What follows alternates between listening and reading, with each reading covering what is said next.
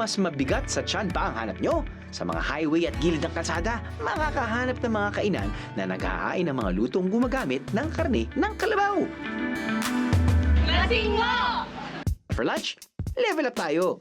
Hindi lang karne ng kalabaw, isama na natin ang laman loob at mga paa nito. Ito ang Cagayanong dishes na mondongo at sikag. Ano po ba yung lulutuin natin ngayon, ma'am? Ang lulutuin po natin ngayon, surgery, is mondongo na Mondongo?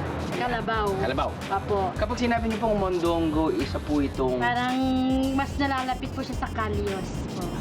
Parang kalyos Tripe. po. Okay. Nga lang po, lamang loob siya ng kalabaw. Kalabaw. Opo. Ito po yung tuwan niya.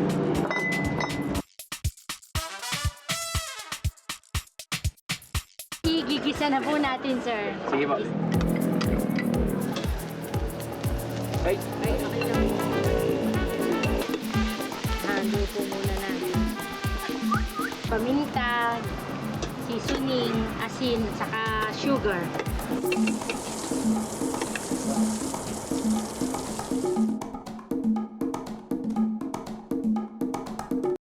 Ang lulutuin po natin ngayon ay Sikag. sikag. Sikag. Pag sinabi natin sikag, pata ng kalabaw. Pata ng kalabaw. Tuyas. Dahil nga.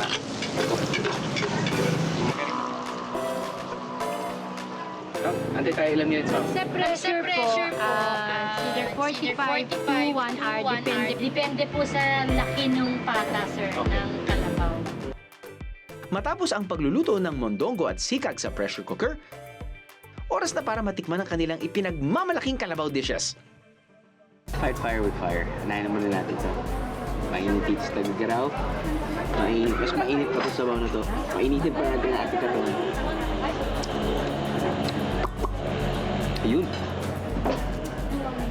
Uy, actually, it's pretty good soup. Very flavorful. At may sipa. May sipa siya.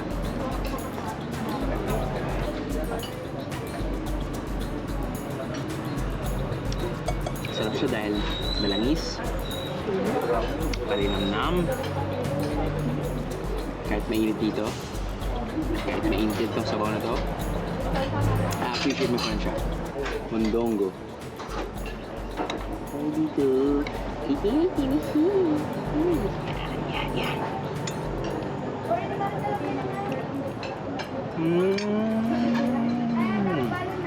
Dahil tomato based siya, very similar siya sa shadow. So ano siya?